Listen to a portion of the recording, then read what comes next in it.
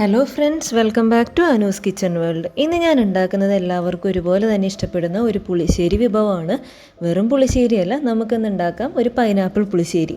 1-2 പൊടിക്കൈകളൊക്കെ ചേർത്ത് ഉണ്ടാക്കുന്ന ഈ പൈനാപ്പിൾ പുളിശ്ശേരി നല്ല ടേസ്റ്റിയുമാണ്. നമുക്ക് ഈ ഒരു കറി കൊണ്ട് തന്നെ കുറച്ചധികം ചോറ് നമുക്ക് കഴിക്കാൻ പറ്റും. അപ്പോൾ വേഗം തന്നെ നമ്മൾക്ക് ഈ റെസിപ്പി കാണാം.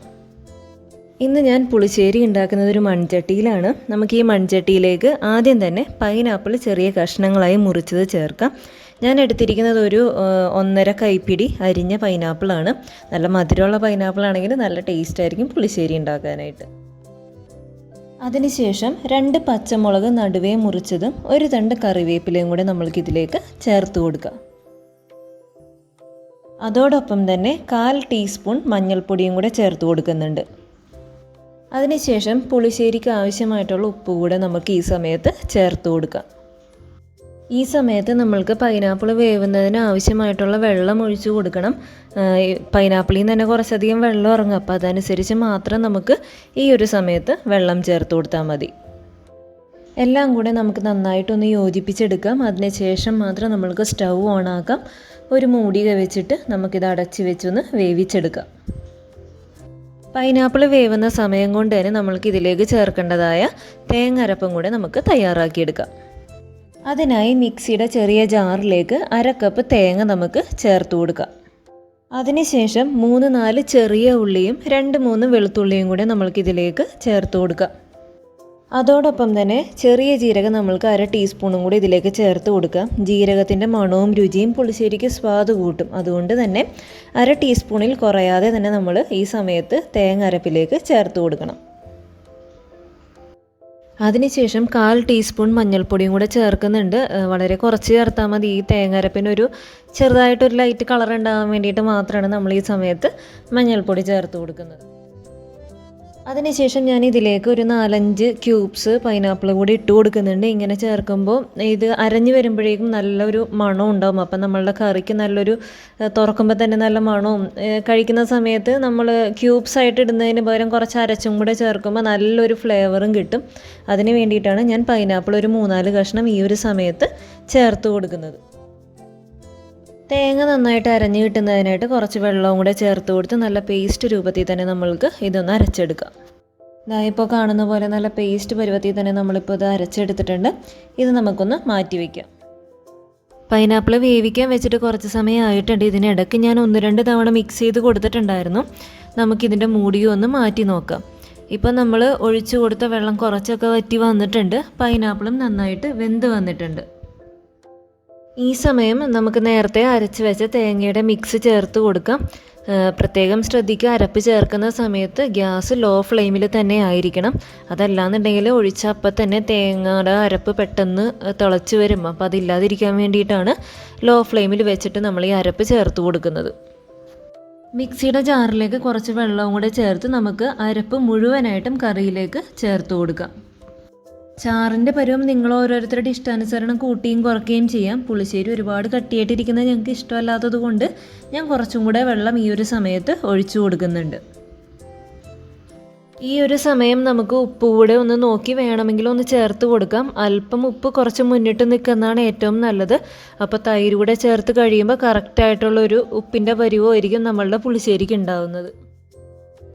ഗ്യാസ് ഈ സമയം നമുക്ക് ലോ ഫ്ലെയിമിൽ വെച്ചിട്ട് ഈ അരപ്പിൻ്റെ പച്ചമണം മാറുന്നതിനായിട്ട് ഒന്ന് നന്നായിട്ട് തിളപ്പിച്ചെടുക്കാം. അതേസമയം തന്നെ നമുക്ക് തൈരൊന്ന് തയ്യാറാക്കി വെക്കാം. ഇവിടെ കിട്ടുന്നത് പുളിയില്ലാത്ത നല്ല കട്ടിയുള്ള തൈരാണ്. അത് ഞാൻ 4-5 ടേബിൾ സ്പൂൺ തൈര് ഒരു പാത്രത്തിലേക്ക് മാറ്റുന്നുണ്ട്. അതോടൊപ്പം തന്നെ വീട്ടിൽ തന്നെ ഉണ്ടാക്കിയിട്ടുള്ള പുളിയുള്ള തൈര് 1 ടേബിൾ സ്പൂണും കൂടെ ചേർക്കുന്നുണ്ട്. ഇവ രണ്ടും കൂടെ നന്നായിട്ട് യോജിപ്പിച്ച് കട്ടകളില്ലാതെ നല്ല ക്രീമി ആയിട്ട് നമുക്ക് ഇതെടുക്കാം. ഇപ്പോൾ കാണുന്ന പോലെ നല്ല കട്ടിയായ തൈര് ആയതുകൊണ്ടാണ് അരപ്പ് ചേർത്തതിന് ശേഷം കുറച്ചധികം വെള്ളം ഞാൻ ഇതിലേക്ക് ഒഴിച്ചു കൊടുത്തത്. നാട്ടിൽ കിട്ടുന്ന തൈര് കുറച്ചുകൂടെ ലൂസായതുകൊണ്ട് ജാറിൽ കുറച്ച് വെള്ളം ഒഴിച്ച് മാത്രം അരപ്പ് മുഴുവനായിട്ട് എടുത്താൽ മതി. അല്ലെങ്കിൽ നമ്മൾ ഇത്രയും കുറച്ച് ലൂസായ തൈര് ചേർക്കുമ്പോൾ കറി പിന്നെയും കുറച്ച് നീണ്ടുപോകാൻ ചാൻസ് ഉണ്ട്. അപ്പോൾ അതുകൊണ്ട് അതനുസരിച്ച് വേണം നിങ്ങൾ വെള്ളം ചേർത്ത് കൊടുക്കാനായിട്ട്. അതുപോലെ തന്നെ നമ്മൾ പെട്ടെന്ന് തൈരിൻ്റെ കട്ടയൊക്കെ ഉടച്ചെടുക്കാമെന്ന് വിചാരിച്ചിട്ട് വേഗം തന്നെ മിക്സിയുടെ ജാറിലേക്ക് ഇട്ടൊന്ന് ജസ്റ്റ് അടിച്ചെടുക്കരുത്. അങ്ങനെ എടുക്കുമ്പോൾ ഭയങ്കരമായിട്ട് വെള്ളം പോലെ ആയിപ്പോവും. അതിന് പകരമായിട്ടാണ് നമ്മൾ സ്പൂൺ വെച്ചിട്ട് തന്നെ നന്നായിട്ട് ഉടച്ച് അതിൻ്റെ കട്ടകളെല്ലാം മാറ്റിയെടുക്കുന്നത്. ഇപ്പോൾ തൈര് നല്ലപോലെ മിക്സ് ചെയ്ത് അതിൻ്റെ വലിയ കട്ടകളെല്ലാം ഉടച്ചെടുത്തിട്ടുണ്ട്.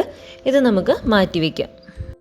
തേങ്ങാരപ്പ് നന്നായി തിളച്ച് വന്ന് അരപ്പിൻ്റെ പച്ചമണമൊക്കെ മാറി വന്നിട്ടുണ്ട്. ഈ സമയത്ത് നമ്മൾക്ക് ഫ്ലെയിം ഓഫ് ചെയ്ത് കൊടുക്കാം. അതിനുശേഷം മാത്രം നമ്മൾ നേരത്തെ മിക്സ് ചെയ്ത് വെച്ച തൈര് ചേർക്കാം. നന്നായി തന്നെ യോജിപ്പിച്ചെടുക്കാം. ഇത് ഇനി തിളപ്പിക്കേണ്ട ആവശ്യമില്ല. അതുകൊണ്ട് തന്നെ കറിയുടെ ചൂട് കൊണ്ട് ഈ തൈരും കൂടെ കുക്കായി കിട്ടും. നമുക്കപ്പോൾ നന്നായിട്ട് മിക്സ് ചെയ്തതിന് ശേഷം മൂടി വെച്ച് മറ്റൊരു ഭാഗത്തേക്ക് മാറ്റി വയ്ക്കാം. അടുത്തതായി പുളിശ്ശേരിയിലേക്ക് കടുക് താളിക്കുന്നതിനായിട്ട് ഒരു ചീനച്ചട്ടി അടുപ്പത്തേക്ക് വെച്ചിട്ടുണ്ട്. അതിലേക്ക് 2 ടേബിൾ സ്പൂൺ വെളിച്ചെണ്ണ ഒഴിച്ചു കൊടുക്കുക. വെളിച്ചെണ്ണ നന്നായിട്ട് ചൂടായി വരുമ്പോൾ അതിലേക്ക് 1 ടീസ്പൂൺ കടുക് ചേർത്ത് കൊടുക്കാം. കടുക് നന്നായി പൊട്ടി വന്നതിന് ശേഷം 4-5 ചെറിയ ഉള്ളി വട്ടത്തിലരിഞ്ഞതും കൂടെ ചേർത്ത് കൊടുക്കുന്നുണ്ട്. അതോടൊപ്പം തന്നെ 2 വറ്റൽമുളക് മുറിച്ചതും 1 തണ്ട് കറിവേപ്പിലയും കൂടെ ചേർത്ത് കൊടുത്ത് നന്നായി തന്നെ മൊരിയിച്ചെടുക്കാം. ഉള്ളി നന്നായി മൊരിഞ്ഞ് ലൈറ്റ് ഗോൾഡൻ കളറാകുമ്പോൾ നമുക്ക് സ്റ്റൗ ഓഫ് ചെയ്യാം. അതിനുശേഷം 1/4 ടീസ്പൂൺ മുളക് പൊടി ചേർത്ത് കൊടുത്ത് താളിപ്പ് മാറ്റി വയ്ക്കാം. നമ്മൾ നേരത്തെ തയ്യാറാക്കി വെച്ച പുളിശ്ശേരിയിലേക്ക് നമ്മളിപ്പോൾ തയ്യാറാക്കിയ താളിപ്പും കൂടെ ചേർത്ത് നന്നായി യോജിപ്പിക്കാം. അതിനുശേഷം അപ്പോൾ തന്നെ നമുക്കൊരു മൂടിക വെച്ച് അടച്ച് വയ്ക്കാം. നമ്മൾ കഴിക്കുന്ന സമയമാകുമ്പോഴേക്കും മറ്റൊരു പാത്രത്തിലേക്ക് നമ്മൾക്ക് ആവശ്യാനുസരണം പകർത്തിയെടുത്ത് നമ്മൾ ചോറിലൊഴിക്കാനായിട്ട് നമുക്ക് എടുക്കാവുന്നതാണ്. ഇപ്പോൾ ഊണ് കഴിക്കാൻ നേരം ഞാൻ പുളിശ്ശേരി എടുത്തപ്പോൾ നല്ല കട്ടിയായിട്ടാണ് ഇരിക്കുന്നത്. അപ്പം നമ്മൾ വെള്ളം ഒഴിക്കുന്നതനുസരിച്ചായിരിക്കും ഇതിൻ്റെ പാകം ഇരിക്കുന്നത്. അപ്പോൾ അതും കൂടെ നോക്കിയിട്ടായിരിക്കണം നിങ്ങൾ തൈര് ചേർക്കുന്നതും വെള്ളം ഒഴിക്കുന്നതെല്ലാം. വളരെ ടേസ്റ്റി ആയിട്ടുള്ളൊരു പൈനാപ്പിൾ പുളിശ്ശേരിയാണിത്. നിങ്ങൾ തയ്യാറാക്കുന്ന സമയം ഞാനിപ്പോൾ പറഞ്ഞു തന്നിട്ടുള്ള ഓരോ ചെറിയ പൊടിക്കൈകളെല്ലാം ഇൻക്ലൂഡ് ചെയ്തിട്ട് ഒന്ന് തയ്യാറാക്കി നോക്കുക. നിങ്ങൾക്ക് ഇഷ്ടമാവുകയാണെങ്കിൽ അതുപോലെ തന്നെ മുൻപോട്ടും ഉണ്ടാക്കി നോക്കുക. നിങ്ങൾക്ക് ഈ ഒരു വീഡിയോ ഇഷ്ടമായെങ്കിൽ ലൈക്ക് ചെയ്യാനും ഷെയർ ചെയ്യാനും എൻ്റെ ചാനൽ സബ്സ്ക്രൈബ് ചെയ്യാനും മറക്കരുത്. അതോടൊപ്പം തന്നെ നിങ്ങളുടെ അഭിപ്രായങ്ങൾ കമൻ്റായിട്ട് തന്നെ അറിയിക്കാനും മറന്നു പോകരുത്. Thank you for watching.